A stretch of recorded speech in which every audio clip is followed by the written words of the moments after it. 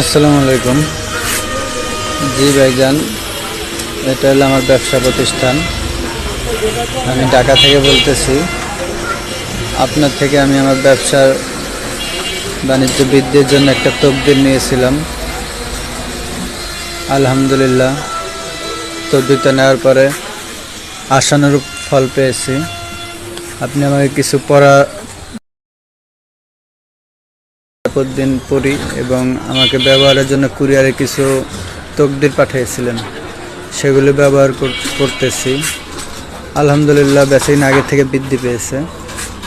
তাই স্বীকার করতে আমি বাধ্য যে আপনার তকদিরে ফলাফল পেয়েছি। তার শুকরিয়া আদায় স্বরূপ আপনাকে আমার একটা ভিডিও পাঠালাম ভাই।